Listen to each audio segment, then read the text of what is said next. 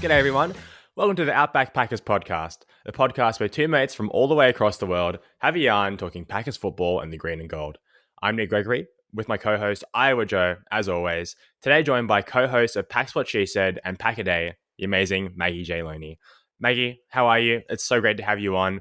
I've been listening to your stuff for like a couple of years now through Pack a Day and more recently Pack's What She Said. Yeah, it's like really cool to finally get to talk to you and just talk about Packers. Yeah, thanks so much for inviting me on. I do have a question for you. I'm dying to know this because you sent me, an outline. What does have a yarn mean? Nick, you're gonna have to send her a dictionary like you did me. Yeah. It's just like a really like cheesy old Australian saying. It just means like have a chat, basically.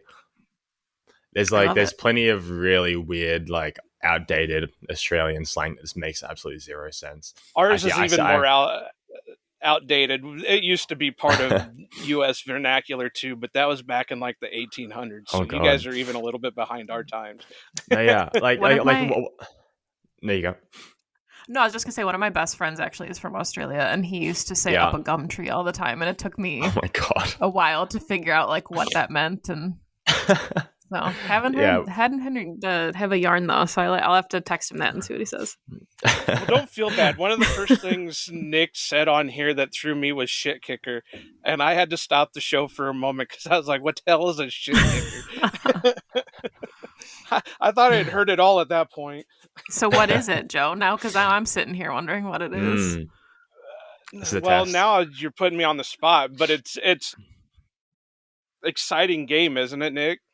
Pretty much. A shit kicker is someone who's just like the bottom of the like a loser, basically. Yeah.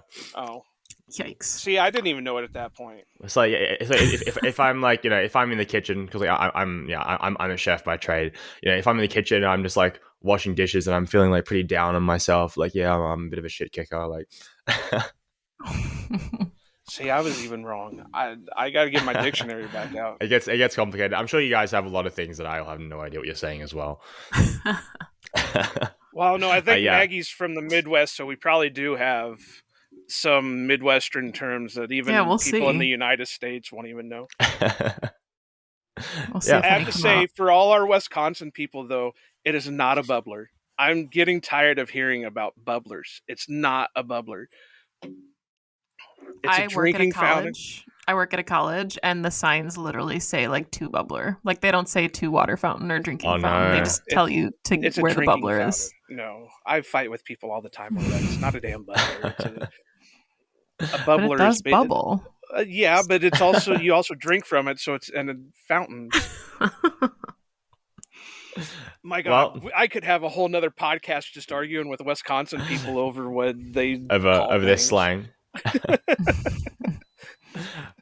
Well, I think we should probably before we alienate more people.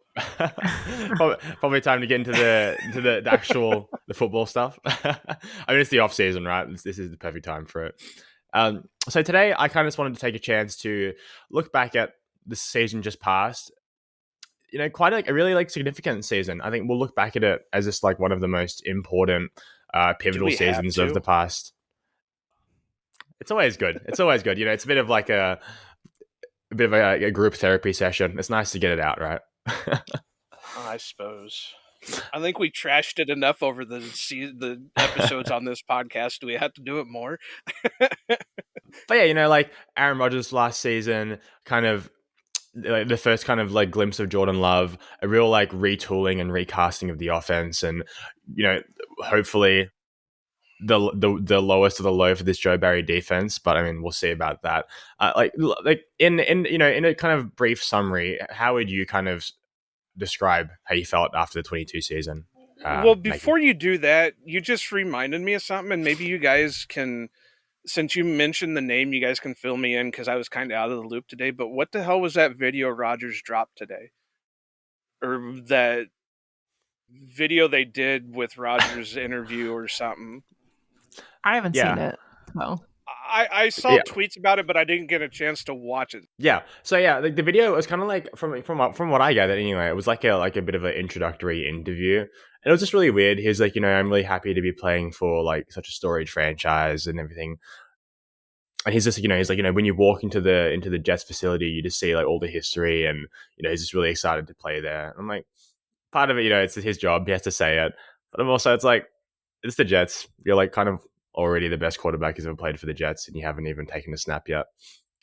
Okay. That I just know it caused like an uproar on Twitter, and I was out of the loop a little bit, so I didn't get a chance to watch the video. I was hoping you guys could fill me in on it, but I don't think it was that bad, but people just get like super salty about it. Yeah, I was gonna say I haven't even been on Twitter today, which is rare. So I did not even know that there was a video. It's probably a good thing. Yeah, I glanced on it real quick, just like I said before coming on here, and I saw people were kind of ripping, and then people were ripping Jason Wilde. I didn't even get to catch that clip that they were ripping on him for something. So that it seems like we can find drama even with Rodgers gone, huh? Sounds like Never stops.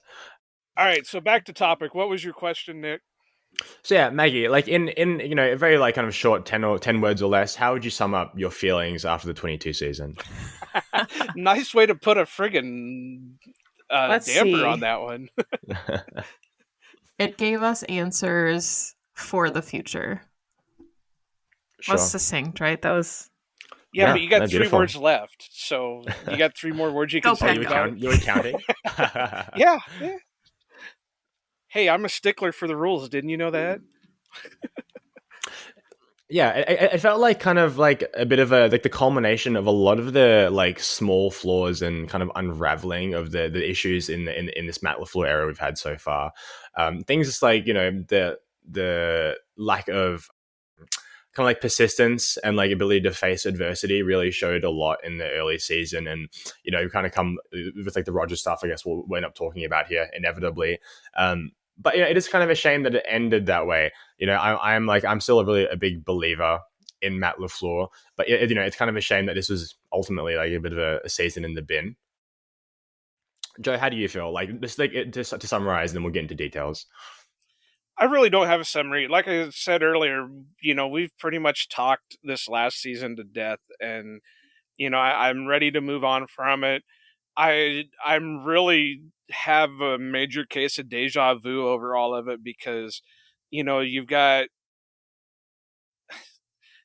one Hall of Fame quarterback who wants out, all kinds of issues. The Packers draft his replacement in the first round. They have kind of a shit season, and the last pass that they have in the Packer uniform is an interception. Then they get shipped off to the Jets. And, it's a major deja vu. I mean, I keep bringing it up that Rodgers kept saying he didn't want to be anything like Favre, but everything we've been through this last year has been exactly like the Brett Favre ending. And next thing you know, he's going to end up with the Vikings and then stealing money from California Welfare Fund or something. So, hopefully not. Hopefully not, but the way things are going right now, you never know. Maybe it'll be from like a pot dispensary or a shroom farm or whatever instead of the welfare. But I really, there's not much more you can say about it. It was a down year. There were issues all over the place. There was the rise of, some young guys, some older, Bach getting healthy and coming back and playing, almost back to all pro levels. If it wasn't for his appendix, he would have played almost a full season without any issues. And, there's question marks that I think are getting, I think they're getting answered day by day, with especially after the draft filling some holes. But I'm ready for the 2023 season. I'll be up in Green Bay in 3 weeks for one of the weeks of OTAs, so I'm set for this 2023 season. I'm done with 2022. No, totally fair. Yeah, I think for me, it's like, I think it's always a good exercise just to kind of think about like when we're looking at like projecting what the next season is going to be like, just like looking back on what exactly like we thought went wrong. And it's always hard for us because we just see the end product. We don't see kind of the process that goes into it. And I think, well, kind of it's hard this off season because of the fact that we're having a major change. I mean, if we were still going in the season with Rodgers, if we were still going in the season with so-and-so, if we were still going, then I think you could really compare the two seasons and see what you can work on for the next year. But we've got a big question mark. What's the step that Jordan Love's going to make going forward? We saw bits and pieces of it in his limited time in not spring training. Now I got baseball on the mind. In preseason, and we saw bits and pieces of it in, like the Eagles game and some cleanup time. But that's going to be the major thing. And you've got two players with almost two completely different skill sets. I mean, Rodgers was more of the pocket passer who had the escapability ability, but wasn't athletic enough for it, whereas Jordan Love has both the arm and he has the running capability. So it's really going to take this offense in a different direction than what going with Rodgers another year would have done. So that's why I said this 2023 season is a big unknown, and I think that's why I'm the most excited for a season I've been in a long time. No, since sure, at least the 2011 season. For sure. Like, yeah, like so like what things do you feel like this team did well last year? I know there's a lot of gripes that we have, but like Maggie, where do you feel this team was strong, and where do you feel like good about them going into next season? I mean, I think the hope is that, and it's unfortunate that they have to start slowly, but, there was a lot of talk that this defense was going to be like a top 5 unit in the league. And towards the end of the season, the secondary had really come on. Fewest passes attempts against their secondary. Their defense was like 6th in yards, 10th in touchdowns, 5 interceptions. So really good, kind of trajectory from guys like Jair. Rasul Douglas kind of bounced back. You're hoping Eric Stokes can bounce back when he comes back from injury. But even with, the positive of like your strong secondary, you've got the negative of, well, we still can't stop the run. And there's certain things that they have to clean up. But I think things they did well, was at least again towards the end of the season, leaning on some of their strongest assets like Aaron Jones. The special teams unit was the best we've seen in a really long time. Brian Gutekunst continues to find gems in free agency. So I think there's a lot of promise there. It's just, will the coaching staff be able to kind of continue this trajectory that we saw towards the end of last season? Yeah, absolutely. Yeah, absolutely. Pretty much what she said. yeah, I think it's like, because until basically the point when Christian Watson broke out and the defense got its stuff together, up until the last game of the season, the team really was kind of like on a real hot streak, right? And I think you're kind of looking to encompass that for this next season. I mean, the young talent we have is like so exciting. I think that was like kind of the highlight for most of us for that last season. Even a guy like Keyshawn Nixon, who I think is 26, 25.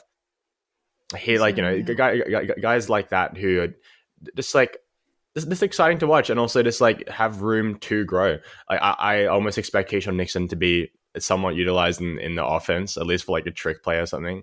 I think that'd be really hilarious, like the Tyler Ervin thing. And yeah, obviously, Watson and Dobbs. Like, I think there's some kind of like contentious position groups as well that I kind of want to talk about. I mean, how do you feel about this O-line group? This is something me and Joe have kind of argued about. I honestly was shocked that we went through the entire 2023 draft without taking a single swing, just because, I mean, that's historically the Packers are always really good at stocking up, at grabbing 2, grabbing 3. And I always look for, like, when I'm looking for draft prospects, it is always guys that played left tackle in college, because regardless if they're going to play center for the Packers or guard, like, they played left tackle in college. It's where you find, the best offensive linemen. So I was a little surprised. There were some names I really liked. I know they brought in some free agents or some undrafted free agents to kind of fill the room out, but I also I'm okay with the depth. I thought maybe they would take a swing at a guy like Darnell Wright if he was still on the board. Broderick Jones, I know, went right after the Lucas Van Ness pick. Just because you don't know what you have in David Bakhtiari after this year, it seems like this could be his last season. But if they're confident in like Josh Nijman at right tackle, Zach Tom, it seems like can play just about anywhere. So they seem to be really comfortable with the guys that they have rounding out that room. Well, even Josh is a question mark because he's only signed for this next season. So, I mean, he could be gone, but and you'd have to ask somebody a little bit smarter with the draft than I am. But I don't think this was like a major year to be taking offensive linemen. There didn't seem to be a lot of really...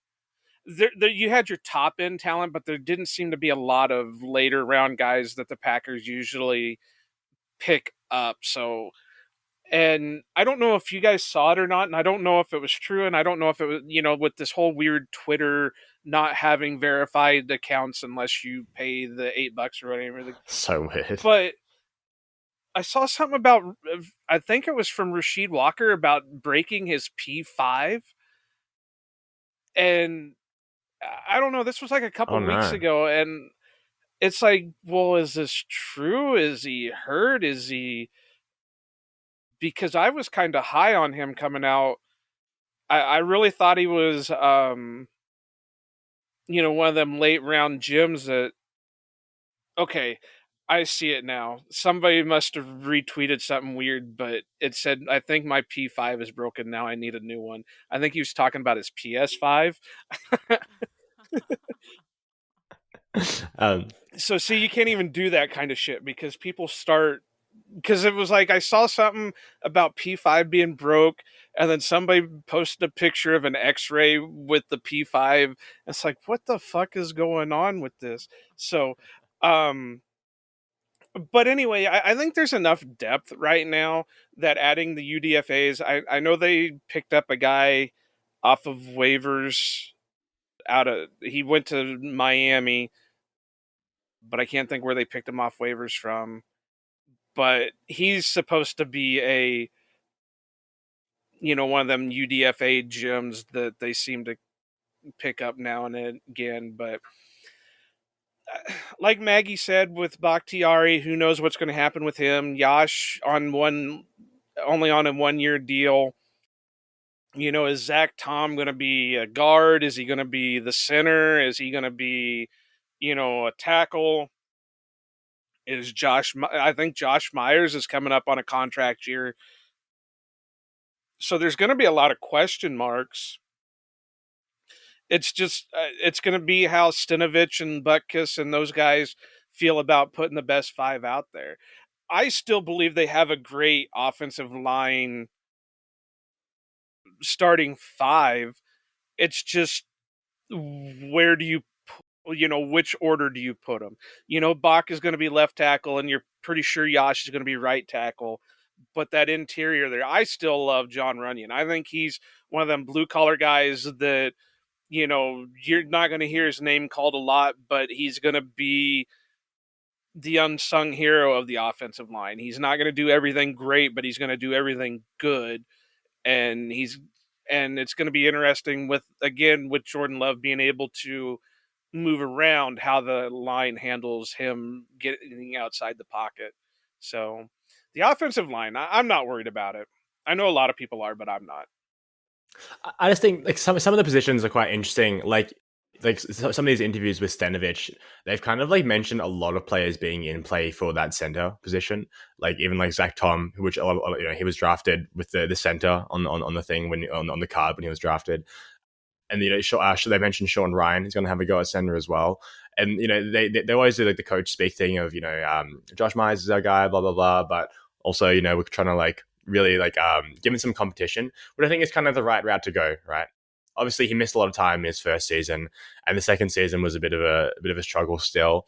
But he's really talented, and I did like him, not as much as Creed Humphrey, but there is still kind of holding out hope. And as long as it's not Jake Hansen playing center for us, I think that's probably still survivable.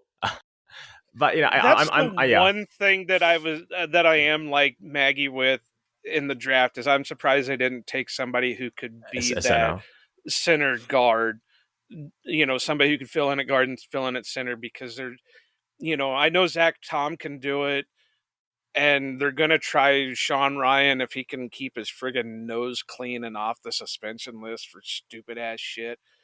But,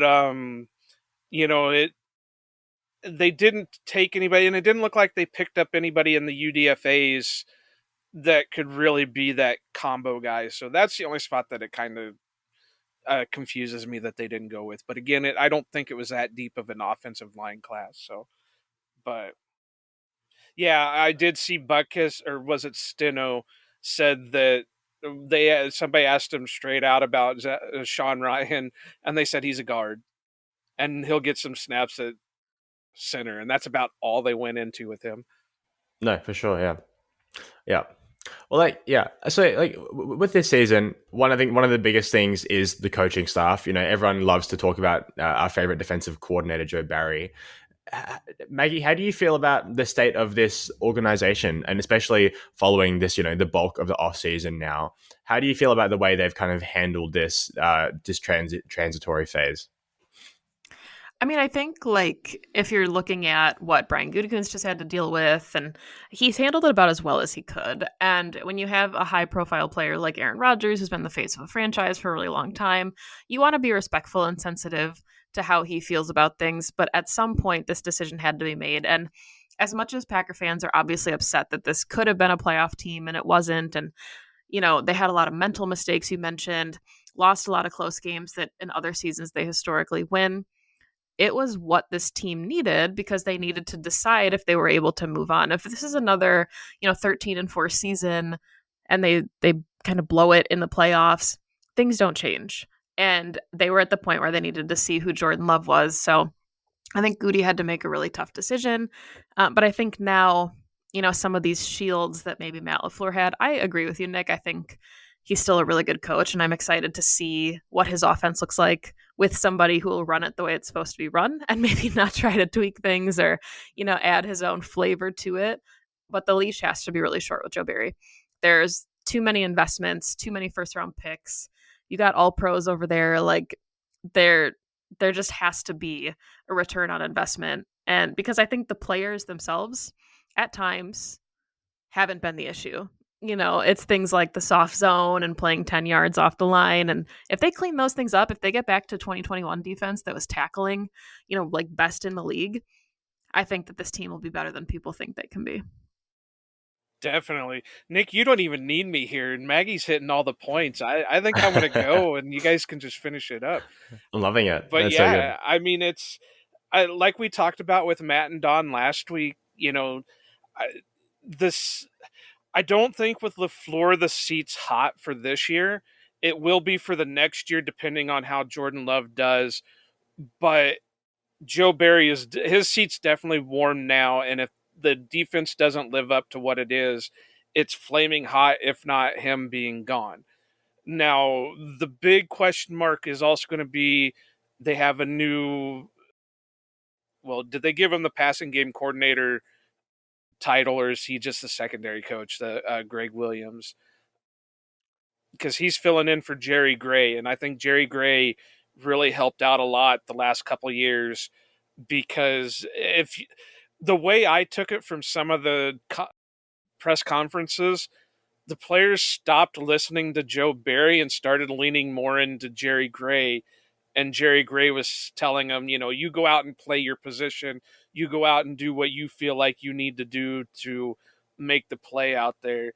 And when you hear that, it kind of makes you wonder what this year's going to be like with the defense if, Greg Williams doesn't step up and be that Jerry Gray type person, if he's just going to let, coach up his group, but let Joe Barry make all the calls. Because as we've seen the last few years, Barry can make some right decisions, but he's very similar to the Dom Capers, where he won't make adjustments. The other team will make an adjustment, and then he won't readjust to whatever, to stop that other team. Now, I will give Joe Barry a ton of credit. He is a linebacker coach on top of a linebacker coach. He's done some wonderful things with the inside linebackers, and he's done some wonderful things stepping in after losing Mike Smith for the outside linebackers or the edge rushers or whatever you want to call them. I'm still sad about that. Yeah, and kind of off topic, but isn't it kind of funny that Vikings fans are kind of dealing with what Packer fans did last year with the Zadarius Smith crap? But anyway, Joe Barry is a linebacker whiz.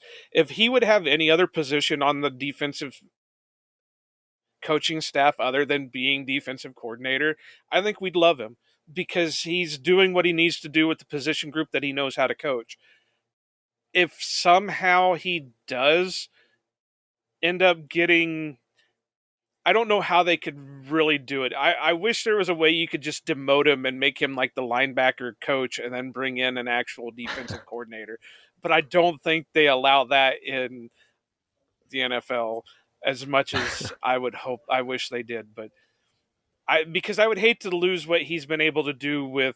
I mean, look at Devondre Campbell. Campbell was just a journeyman for the longest time, and then he comes to the Packers, and immediately he's an All-Pro. And even though last year was a little bit of a downgrade compared to what the year before was, he still played, top notch. Quay Walker, other than some dumb mistakes he made, he was legit pretty in the second much half of the season. Exactly.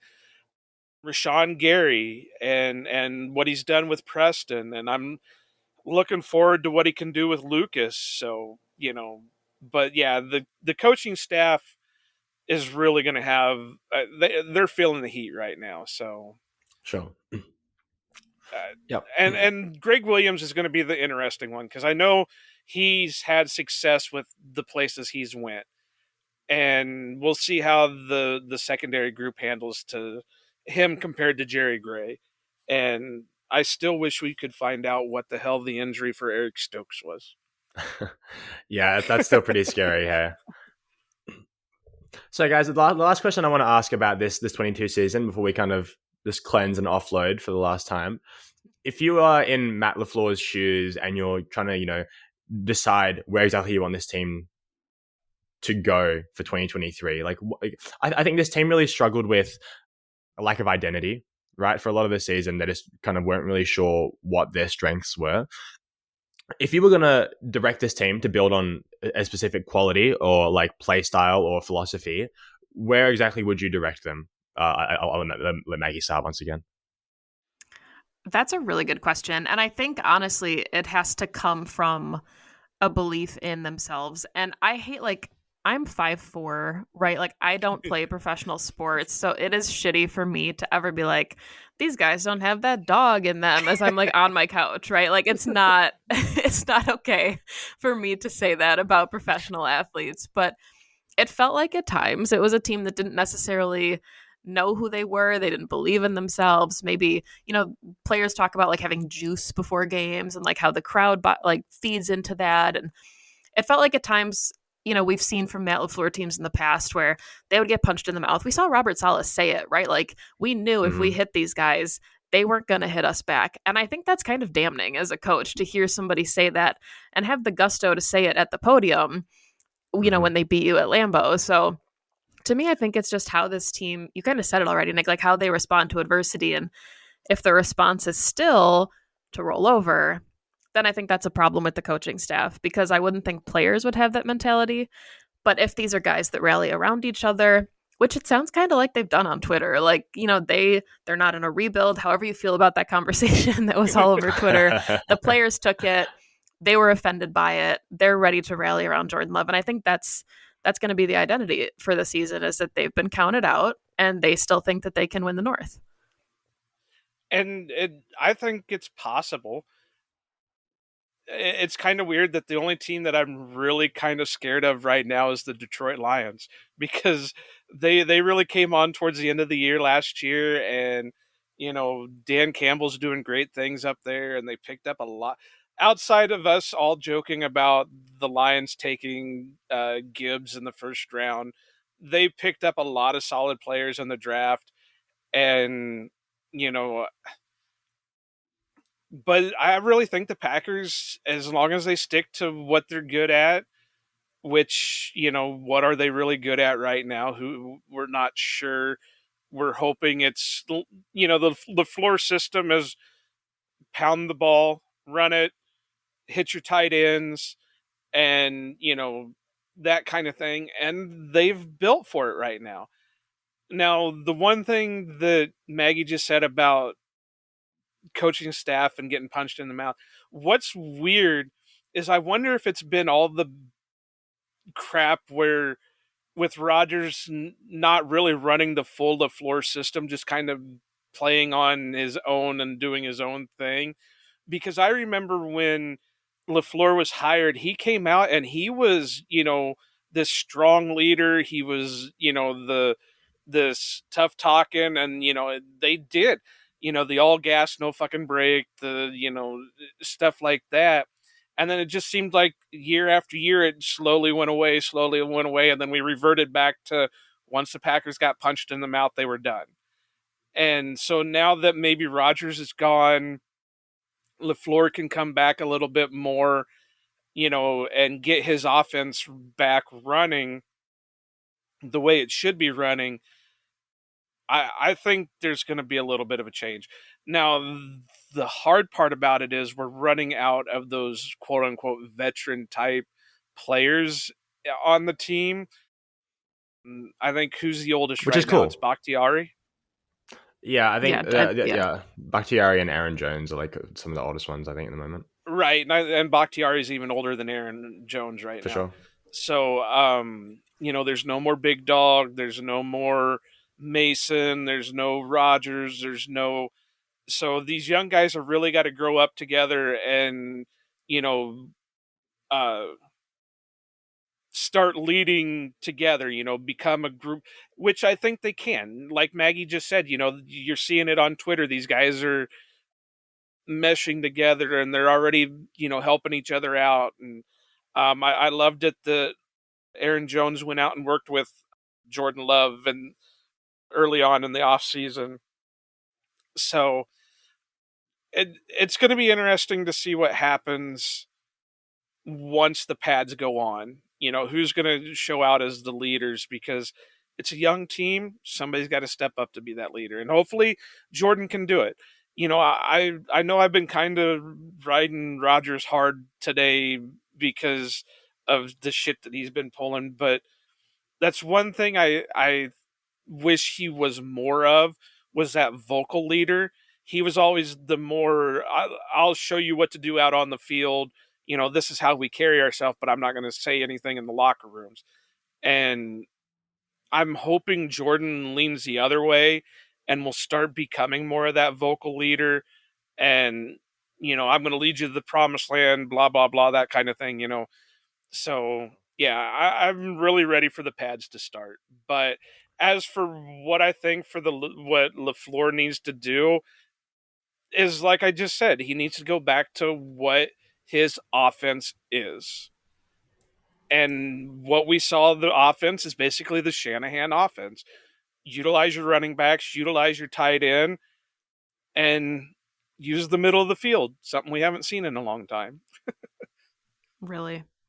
And now they've got the tight ends to do it, right? So Yep. And I'm so excited.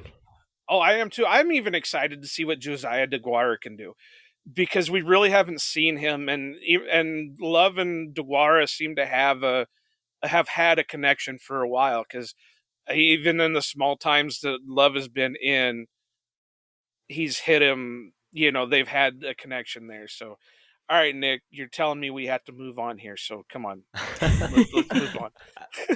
Yeah, I think for me, it's just like, this is a team that was built around its offensive identity for how long now? 30 years.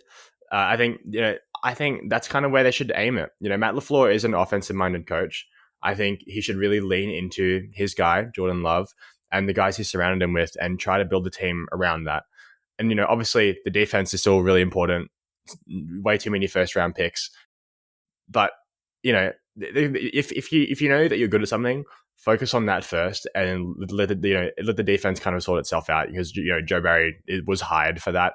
I think this, like, whether or not they're doing it through Aaron Jones, or they try to put more responsibility on Jordan Love, I just think that getting the ball rolling on offense and even just finding like things that work, small concepts and like ideas and tendencies that they can go do, I think that's going to be like really, really important. Just figuring out what Jordan Love is like actually good at. Right. I mean, it would be really nice if we could just throw Christian Watson slants all day and get touchdowns. But, I'm not sure and we're also going to have to live with he's going to throw interceptions. We got spoiled all these years with Rodgers avoiding interceptions, but you got to realize we're going back to more of a gunslinger type quarterback, and he's going to throw interceptions on top of touchdowns. So it's going to be great when he breaks both of Favre's records with touchdowns and interceptions. 15 years from now. And then gets traded to the Jets. Yeah, as is tradition. Well, to finish up the show, I just want to kind of go through the record for 23. The schedule, there's kind of like, I think we kind of got an easier schedule. I think like, like with our worst record, we've gotten a little bit lighter. We're not getting like demolished by a bunch of really, really good teams, at least on paper. I feel like a lot of these games are really winnable. I think almost every single game is going to be extremely tight. I don't expect us to be winning really 80 games by more than one score. How do you guys feel about like our opponents coming up this year? So I personally I will say like the one thing that surprised me about this whole schedule was that the Packers don't get a home game till week 3, just because I thought Jordan Love, I thought they would play the Bears. Like that made sense. And Soldier Field, it's cool, right? Matt LaFleur did it in 2019 and opened up and, pulled out that really low scoring win at the end. But I think it sets up nicely for Jordan. I mean, there's not a ton of travel. They have like all these kind of mini buys built in. The Thursday night games kind of segue nicely. There's that chunk in the middle where they play the Steelers, Chargers, Lions, Chiefs, and Giants in a 5-game stretch that I think is going to be like the decision of the season. Like, is this team potentially a playoff contender?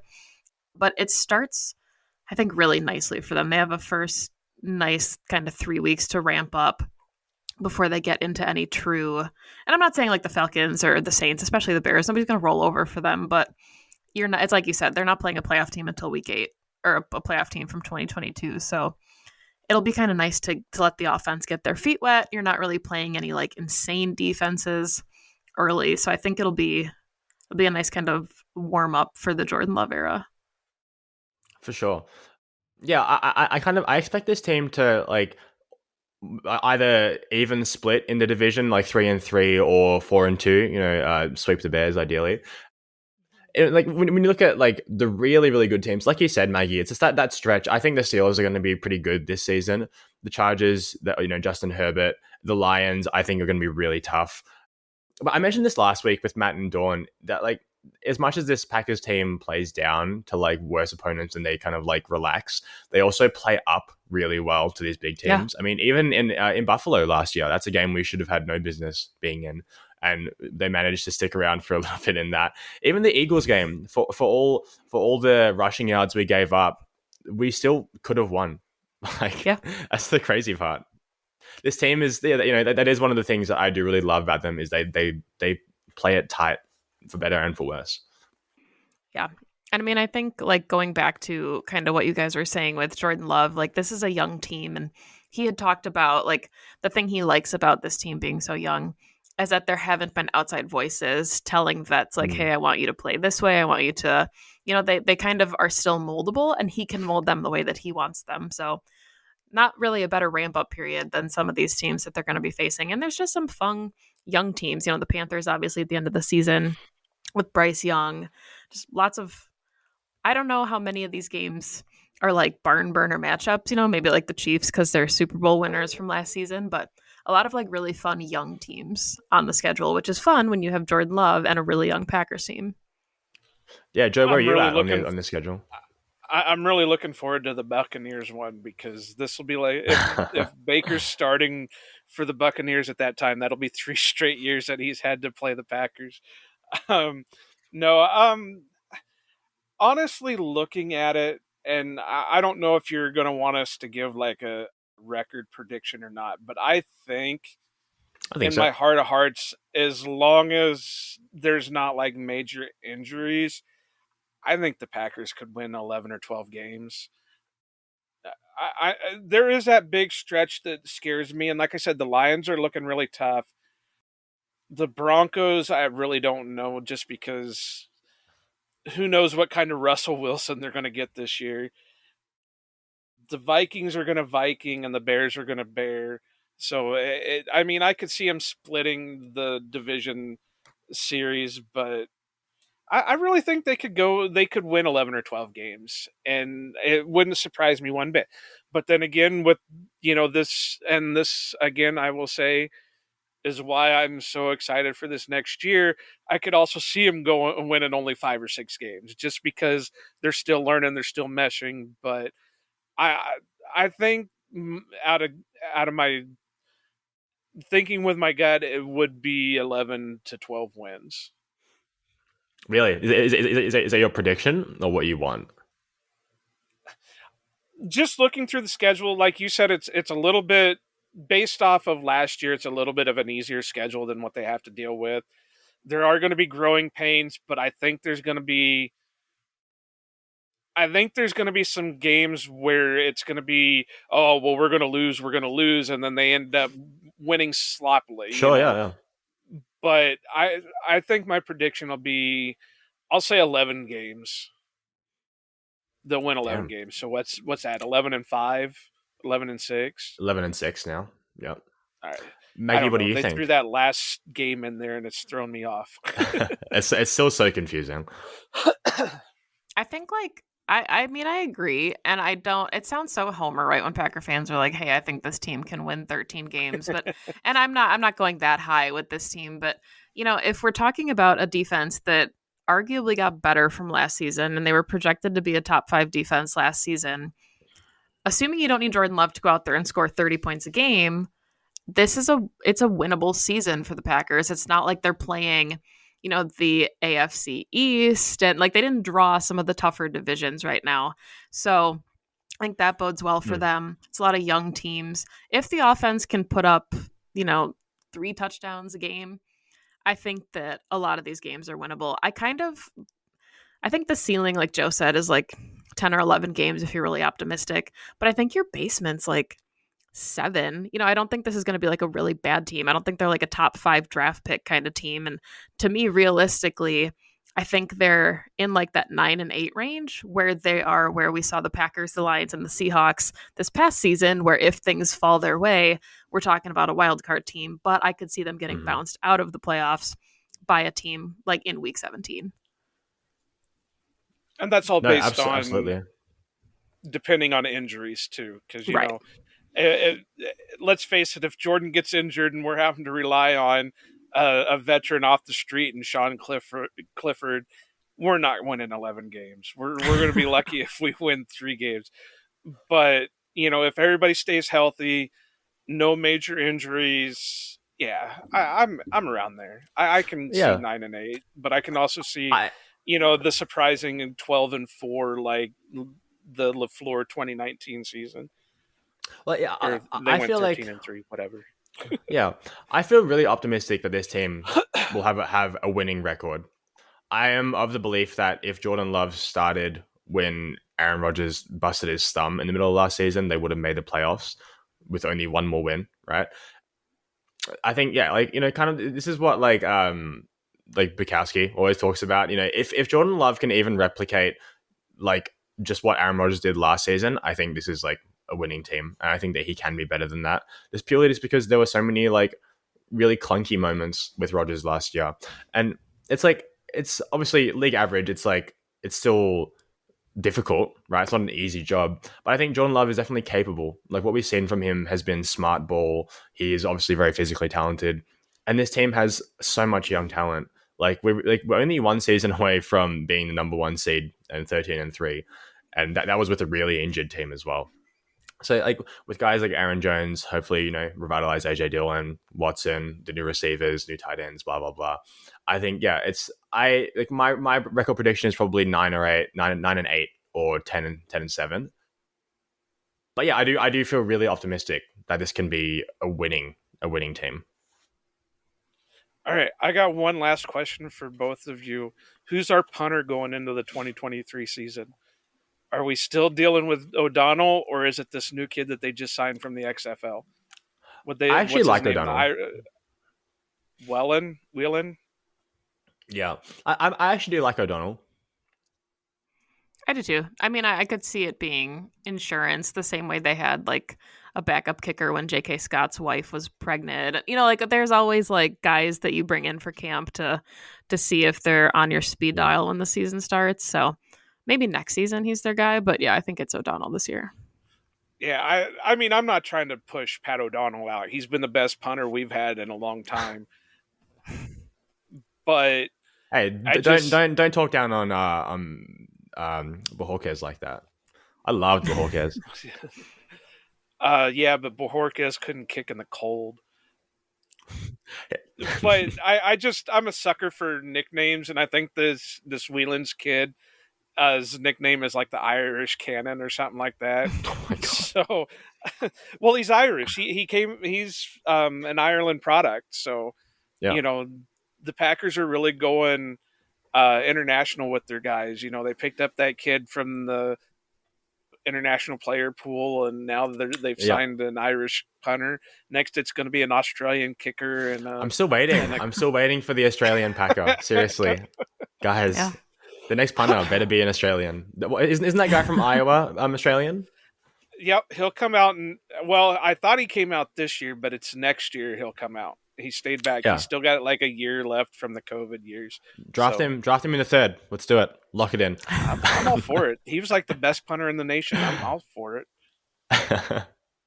Yeah.